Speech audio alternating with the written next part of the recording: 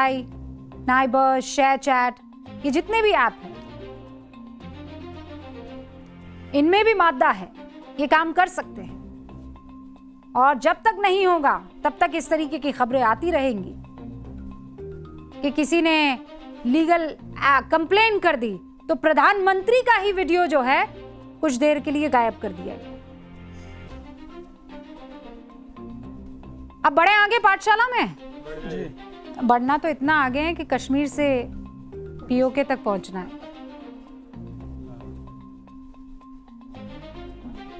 PoJK ये वो chapter है जो आपको डरी हुई पाकिस्तानी हुकूमत के बारे में विस्तार से बताएगा। पाकिस्तान अधिकृत कश्मीर में एक जगह है रावलाकोट। आपने जो बयान सुना है वो इसी रावलाकोट के रहने वाले एक नागरिक का है। इस शख्स ने पाकिस्तानी हुकूमत और वहां की सेना का असली चेहरा बेनकाब कर दिया है। जिस फौज को सीमा की हिफाजत करनी चाहिए वो अपनी ही जनता के सीने को छलनी कर रही है। अवाम के टैक्स के पैसे से हथियार खरीदकर अवाम का ही लहू बहाया जा रहा है। रावलाकोट से कोटली तक जनता पाकिस्तानी जनरल्स के जुल्म को कैसे झेल रही है उसे महसूस कीजिए। मुजफ्फराबाद से मीरपुर तक ऐसा ही खौफनाक मंजर है। इंटरनेट सेवाएं बंद हैं, निहत्थे प्रदर्शनकारियों को मारा जा रहा है, छतों से निशाना बनाया जा रहा है, घरों में घुसकर गोलियां मारी जा रही हैं। लोग जान बचाने के लिए इधर से उधर भाग रहे हैं, घायल सड़क पर तड़प रहे हैं। चारों तरफ चीख पुकार है और चीख उस हकीकत को उजागर कर रही है जिसे पाकिस्तान हमेशा बुर्के में, पर्दे में रखने की कोशिश करता है। पाकिस्तानी सरकार ने किस तरह जन्नत पर कब्जा करके उसे जहन्नुम बना दिया है। जिन लोगों की आवाज को ताकत के दम पर दबाने की कोशिश की गई वो चुनाव का बहिष्कार कर रहे थे, अपने अधिकार पर सवाल कर रहे थे। पाकिस्तान की फौज शायद भूल गई कि बंदूक डर तो पैदा कर सकती है लेकिन भरोसा नहीं। गोलियां भीड़ को तितर बितर कर सकती है लेकिन आजादी की मांग को खत्म नहीं कर सकती है। पीओजेके में जो हो रहा है उस पर भारत की भी नजर है। विदेश मंत्रालय के प्रवक्ता रणधीर जायसवाल ने कहा कि हमने पीओजेके में विधानसभा चुनावों की खबरें देखी है। भारत का रुख साफ और एक जैसा रहा है। जम्मू कश्मीर और लद्दाख भारत का अभिन्न अंग है। चुनावों की ये दिखावटी कवायद मानव अधिकारों के उल्लंघन और आर्थिक शोषण पर पर्दा डालने की कोशिश है। बड़े पैमाने पर विरोध प्रदर्शन इसी शोषण और अत्याचार का सीधा नतीजा है।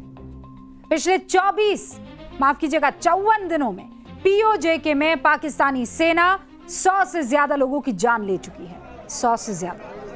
आज मौका है सवाल पूछने का उन लोगों से जो भारत में बात बात पर डफली लेकर आंदोलन करने आ जाते थे, कहने लगते थे बोल के लब आजाद हैं। आज उन आजाद ख्याल लोगों के लब कहां हैं? क्विक फिक्स से चिपक गए हैं। सोशल मीडिया पर कोई कैंपेन आपको दिख रहा है? Hashtag all eyes on PoJK. देखा आपने एक भी ऐसा कैंपेन?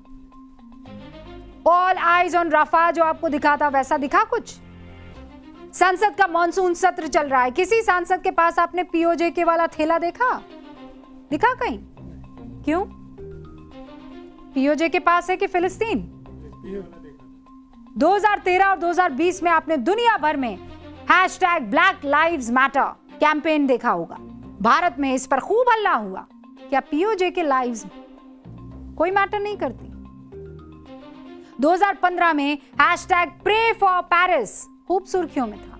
आज कोई क्यों नहीं कह रहा प्रे फॉर पीओजेके? क्या पीओजेके के लोगों का कोई मानव अधिकार नहीं? पीओजेके के नाम पर इतनी खामोशी क्यों? Why? 1948 से पीओजेके के मसले को लटकाए बैठा यूएन पीओजेके में जारी पाकिस्तानी सेना के ताजा अत्याचार पर बोलने को तैयार नहीं।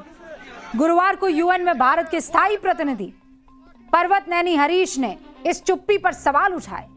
पीओजेके में हो रही हैवानियत पर कहा दूसरे देशों में इस तरह की घटनाओं पर कड़ी प्रतिक्रिया, लेकिन पाकिस्तान में हो रहे ऐसे दमन और घटना पर कोई ध्यान नहीं। पाकिस्तान के कब्जे वाले जम्मू कश्मीर में घटनाक्रम जिस तरीके से चल रहे हैं वो पाकिस्तान के वास्तविक चरित्र को पूरी तरह से उजागर करते हैं।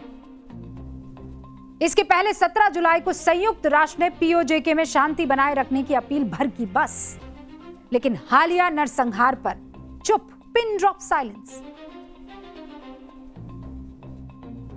4 दिन पहले भारत में जंतर मंतर पर जो प्रोटेस्ट हो रहा था, उसे ये पाकिस्तानी मीडिया दिखाकर अपनी मनमर्जी का नैरेटिव गढ़ रहा था। भारत में कैसे प्रदर्शनकारियों की आवाज को कुचला जा रहा है, ये हेडलाइंस कही जा रही थी।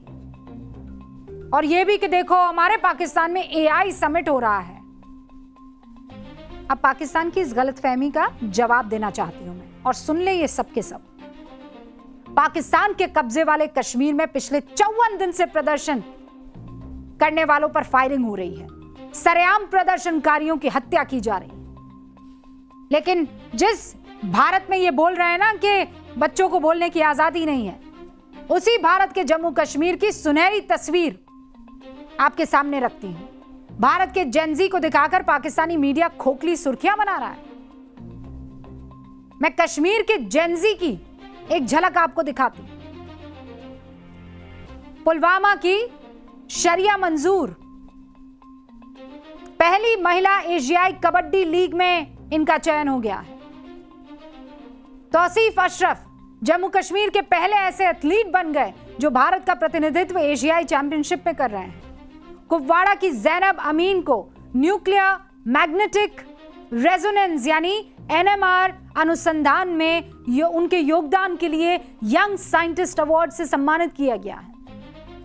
गांदरबल जिले में रहने वाले मोहम्मद अब्दुल रहीम को अमेरिका के MIT में एडमिशन मिल गया है।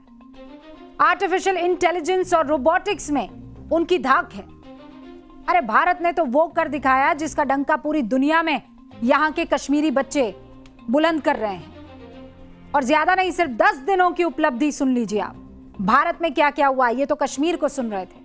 18 जुलाई को भारत ने धरती में करीब 1 किलोमीटर गहराई तक पहुंचकर 2 जियोथर्मल जो वेल्स हैं वो बना दिए हैं, जिनका इस्तेमाल बिजली बनाने के लिए होगा। 20 जुलाई को कोच्चि में भारतीय नौसेना के कार्यक्रम में 26 देश पहुंचे, समुद्री सुरक्षा की गुर सीखे। 21 जुलाई को हमारे वैज्ञानिकों ने पश्चिमी घाट में लाइकेन बनाने वाली फंगस की 5 किस्मों की खोज कर दी। इससे मिट्टी की क्वालिटी बेहतर होगी। 22 से 24 जुलाई तक भारत में 16वीं ब्रिक्स हेल्थ मिनिस्टर्स मीटिंग हुई। 22 जुलाई को स्वदेशी तकनीक से बना दूसरा anti submarine warfare ship INS Malvan भारतीय नौसेना में शामिल हो गया। 24 जुलाई को Kusha long range surface to air missile का पहला सफल परीक्षण हो गया। 26-28 जुलाई तक ग्लासगो कॉमनवेल्थ गेम्स में भारत के खिलाड़ी 2 गोल्ड समेत 10 से ज्यादा मेडल जीत लाए, और पाकिस्तान तो खाता भी नहीं खोल चुका है। कुल मिलाकर भारत जब जय जवान जय किसान जय विज्ञान के अभियान में बिजी है, तब पाकिस्तान हमेशा की तरह एक फेल्ड स्टेट की पहचान बनने और दूसरे को बनाने में बिजी दिखाई दे रहा है।